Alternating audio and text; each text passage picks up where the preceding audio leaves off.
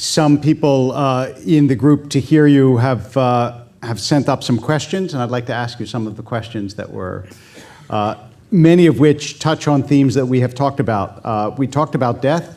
Do you believe, I know you don't like the word… I do, I will die. That there is an afterlife? Oh, okay. I thought you were going to ask me whether I will die or not. I will. Not, God willing, for a long time.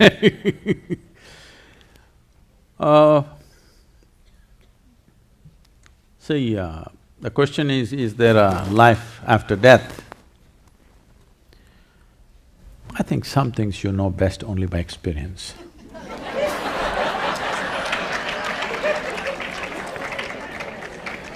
But we've already gone through this. It's very clear that we gathered this body. It's very clear we gathered these impressions of the mind. If we have to gather so much, there must be something more fundamental, whatever it is. Something must be more fundamental than physical body and the mental structure. So, essentially, the question that you're asking is not about what happens after death. The question that you're asking is, what is the nature of my existence? Is it not very important that you should know this here, now, when you're alive? So if I tell you, yes, there is life after death, if it is comfortable for you, you believe me, or you will disbelieve me. If you believe me, you will not get any closer to truth. If you disbelieve me, you will not get any closer to truth. All you will have is, you will have a fancy story to tell. Sometimes pleasant story if you believe, if you disbelieve, a nasty story about me. But nothing about your experience of life will change, isn't it? You can believe what I say, you can disbelieve what I say. So I never put anybody into that obscenity that they have to believe me or disbelieve me. All I'm doing is, where your experience is, stretching it to the next level of experience.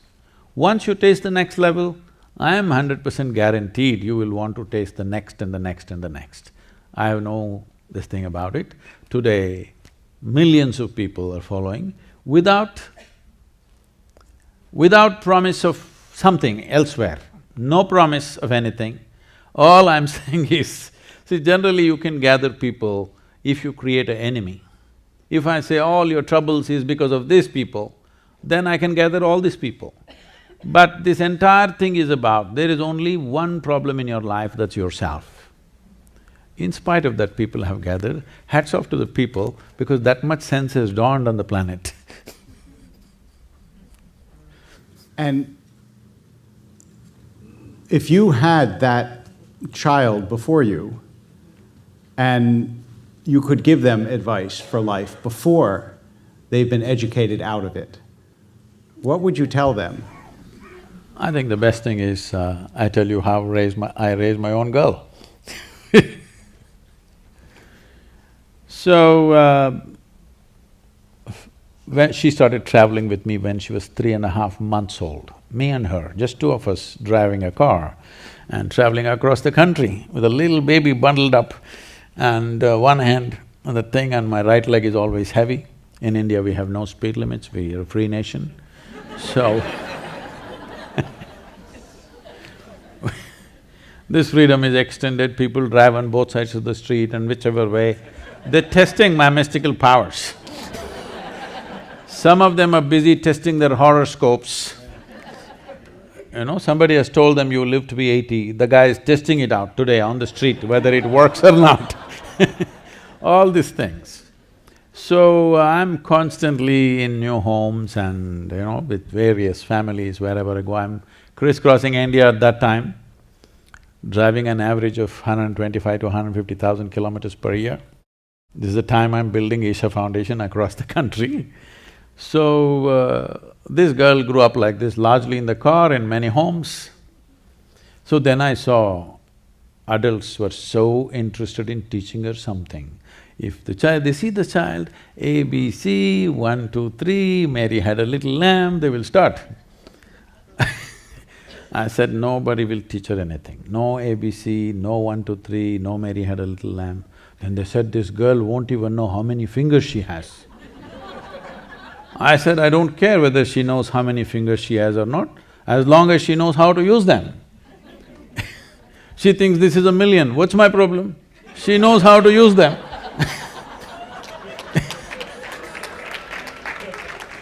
And I don't care whether Mary had a lamb or not.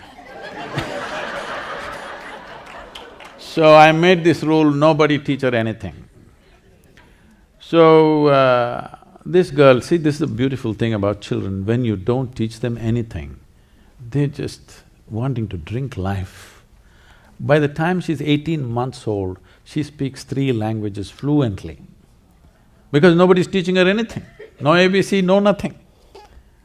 And by the time she's 4.5 years of age, I've actually checked this, she remembers over 800 names of people, adults, and she thinks they're all her friends. She just sits down and making phone calls after phone calls to all of them and having long conversations with them. Because she doesn't know that she's a child and they're adult, she thinks they're all her friends. So she grew up like this. I wouldn't have sent her to school, but my schedules went crazy. So I put her to a school where there's very little of schooling. So, she's around 13 years of age. Something happened in the school that was disturbing for her. She came home and she was a bit disturbed. She came up to me and said, you're teaching everybody so many things, you're not telling me anything. I said, well, I'm not known to do things unsolicited. Now that you've come, let us see, sit down here. Then I said, this is all, it's very simple. Don't look up to anybody. She looked at me like this, saying, what about you, kind of thing. I said, especially me. If you look up to me, you'll miss the whole point. All you will do is maybe make a photograph of me and nail me to the wall. You have to see me as I am. If you see me as I am, there is much for you. If you look up to me, you'll miss the whole point. And don't look down on anybody. Don't look up to anybody, don't look down on anybody, this is all. Then you will see life just the way it is. If you see life just the way it is, you will navigate your way absolutely effortlessly. At the age of 15, I took her out of school and she went into classical dance. Now she's a well-known dancer in India, very no education. That's a time when, all her friends in school, somebody is going to Harvard, somebody is going to Stanford, all this. She said, I want to do law in Harvard. I said, see, just don't go by this, I'll take you around a journey. So I traveled, I took her to Oxford, Cambridge, Harvard, MIT, West Virginia University, Stanford University. I said, see, this is what you got. Just spend time. And then I took her to this very traditional dance school. And the way the children were, she sat there and she wept. I said, what? She said, I'll join up here. I said, it's great because there the monthly fee was 162 rupees per month, which is $2 per month. I said, this is a great choice you made. And you said you didn't learn anything. I had asked you this actually earlier because I really want to understand, and I don't understand, the conception of God that you have, or gods that you have. And we had talked about it before, and I wonder if there's some way that you can explain to us how you think or how you understand God, gods, the divine. Do you have a conception of that, and if so, what is it? So when we say conception, we are referring to concepts. When we say concepts, obviously they're constructed in our minds, whatever our concepts are. Probably you're referring to the 33 million gods and goddesses of India. These 33 million happened when our population was 33 million. Since then, because of Western influence and Western education, we've become little shy of creating gods. We must understand this, in India, in the northern part of India, these terminologies have been lost because of invasions and the kind of beating that northern India has taken over a period of time. But in southern India, still, a deity or what you See, the word God doesn't belong to India, we don't have such a word actually. There's no the God word anywhere. We call them Bhagwan. Bhagwan means a blessed being. That's the highest word we kind of have, there is no the God word anywhere. So, these deities are referred to as yantras. The word yantra literally translates into a machine or an instrument. So these are instruments to access different dimensions of life. See, we as human beings, we are who we are today in this world. One thing that's really worked for us is the tools that we created, isn't it? For example, maybe many of you've seen, I think there was an image of that in the video. There is Dhyana Linga, which is called a temple. It's called a yogic temple or a multi-religious temple. When I'm speaking, if I refer to the Dhyana Linga as a tool, some devotees get very hurt. Sadhguru, don't call it a tool, it's more than our life. I say, that's fine. If you think I'm offending you by calling Dhyana Linga a tool, you do one thing, you come to the yoga center, I'll give you plumbing job, 3 days. You do it, I won't give you any tools. Just with your bare hands, you can use your teeth. In 3 days' time, all your nails will be gone, some of your teeth will be gone. Then if I give you a spanner, will you worship it or no? Hello? Yes. It's the tools. It is the tools. Right now, I'm speaking here, it is the instrument called microphone which is really speaking to you. Otherwise, if I spoke here, these 10 people would hear, the people behind would poke them and what did he say, what did he say? They would say whatever the hell they wanted to the person behind. This is how it happened in ancient times. Because only these 10-15 people heard. See, today microphone. Why? Because we can speak. To enhance speech, we got microphone. That is not good enough, we made a telephone. We have vision, so we made a microscope, we made a telescope. Because we can walk, we made a bicycle, we made a car, we made an airplane, we made all kinds of things. If you were made like a tree, rooted to one place, would you have thought of a bicycle, I'm asking? No. Because every instrument or every machine that we have created is only an extension of our existing faculties. We have not created anything absolutely new. Everything is just an extension of our existing faculties. So the deities are like this, they're made for different purposes. For every kind of purpose in life, there is one deity. So if you want money, there's one deity. If you want power, there's another deity. You want knowledge, there's another deity. You want love, there's another deity. You want to be fearless, there's another deity. Like this for everything. Just to cap that, you've heard of Ramanujam, have you? No, the mathematician? There was a movie about him. Yeah. I saw that movie here in Los Angeles, I think. You know Ramanujam? So Ramanujam is late 19th century and early 20th century, 1911 or 1912, he died, I think. Very He was young. born… huh? Very young. Yes. He was born in Tamil Nadu, where we are, in the southern state. He started pouring out mathematics. He's a devotee of a particular female deity. And he started pouring out books and books of mathematics, no training of any kind. So some English professor identified this and sent him to England, Oxford, right? I think so. So he just poured out mathematics. To what extent means, in 1910, he wrote mathematics or the mathematical structures for black holes, describing black holes, when there was no concept of black hole in the scientific community. See, in science, first the concept, then the theory, then the math. But he wrote the math when there was no theory, when there was no concept, he just wrote the math. He was dying of tuberculosis, he sat on his deathbed and simply poured out bookfuls of mathematics. People asked, where is this coming from? He said, my Devi, my goddess, bleeds mathematics. These are his words. Because he is using that deity to open up a window to the existence. I am a living Example of that? Just opening up a window and suddenly everybody thinks you know everything, you don't know a damn thing. You just opened a window and you looked out and you're just talking whatever you see there.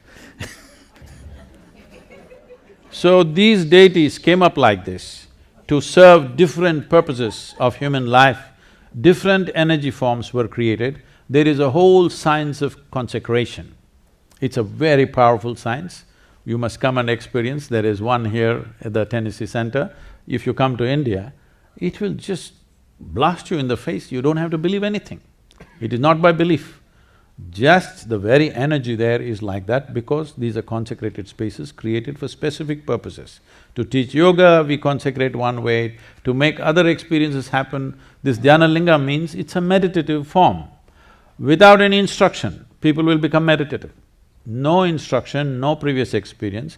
They come and sit down thinking they will sit for 5 minutes, they will simply sit for an hour, 2 hours.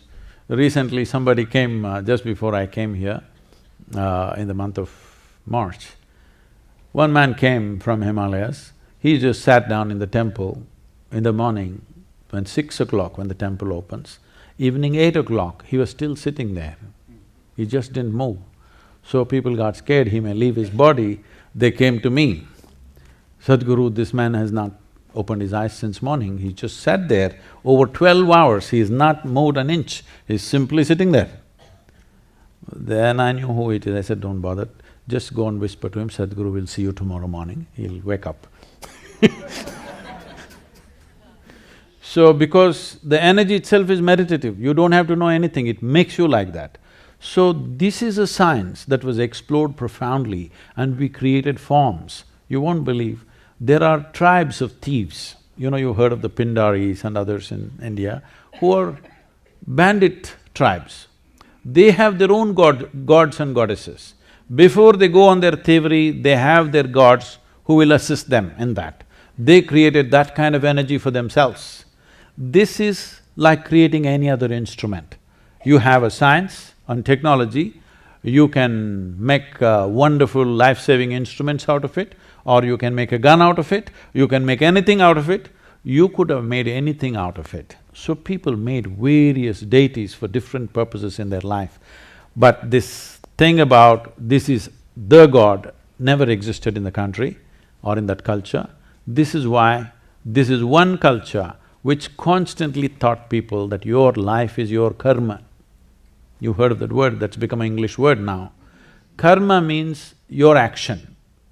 Physical action, mental action, emotional action and energy action. These 4 dimensions of activity you're constantly performing.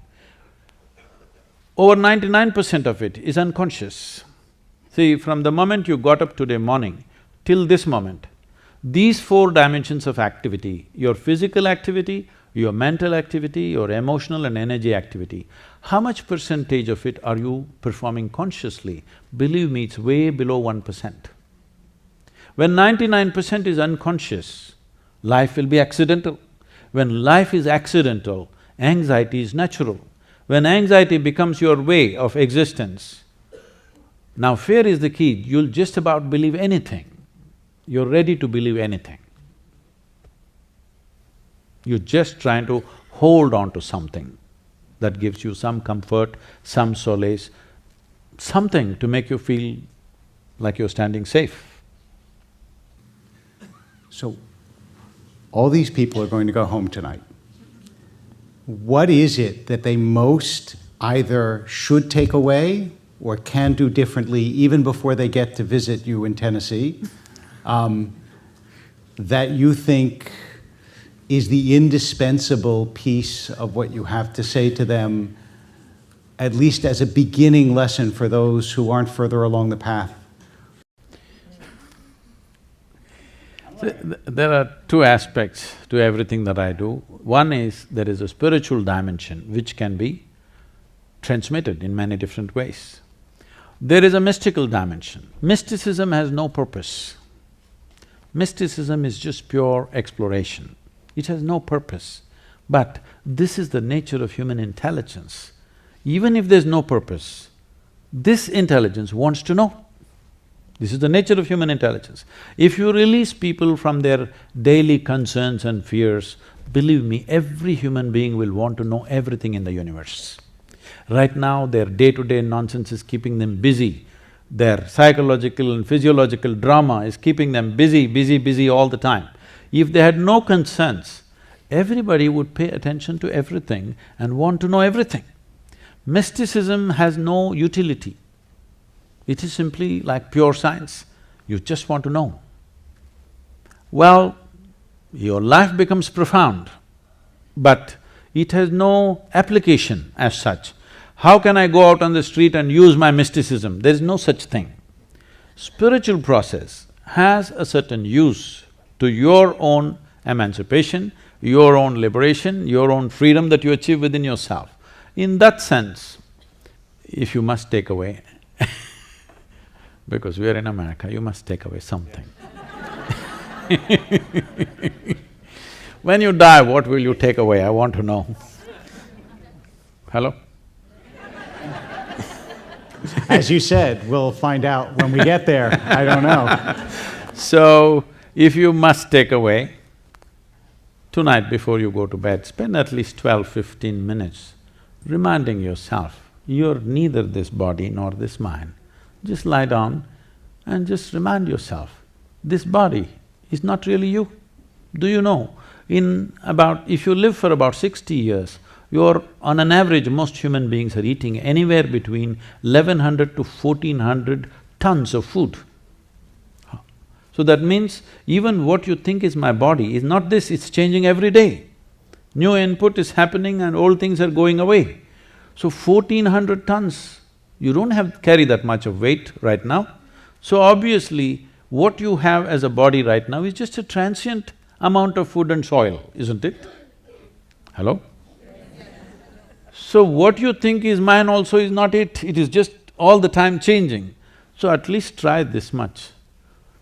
What is my body is not me.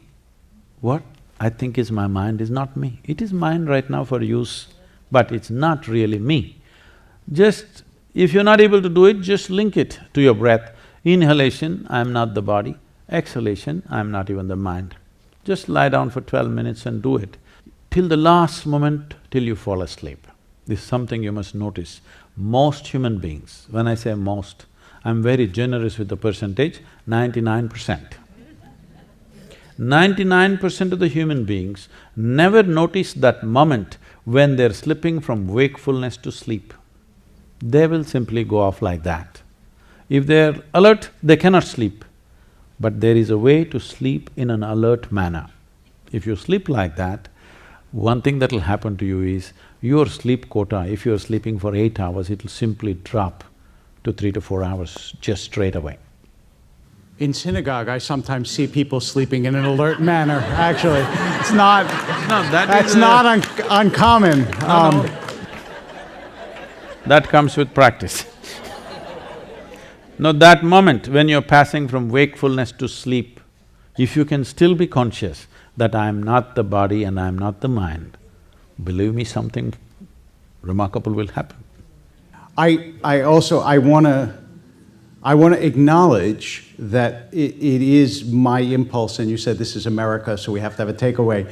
It is my impulse to ask you always what to do, and it is your way to talk not so much about the doing as it is about the larger perspective that you're trying to get to.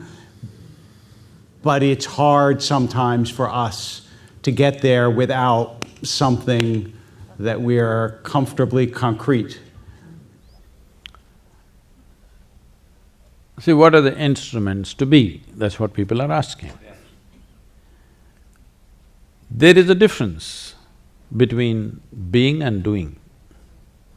Doing is related to our body, or our thought process, or our emotion, or maybe even energetically you can do certain things. But being is not connected to any of these things, because all these things you accumulate from outside. So a dimension which is not physical in nature, you don't do anything with it, there's nothing to do with it. It is just that if you… in your awareness, in your consciousness, if what is you and what is not you there is a little space between you and your body, between you and your mind. If a little space arises, suddenly this is the end of suffering in your life.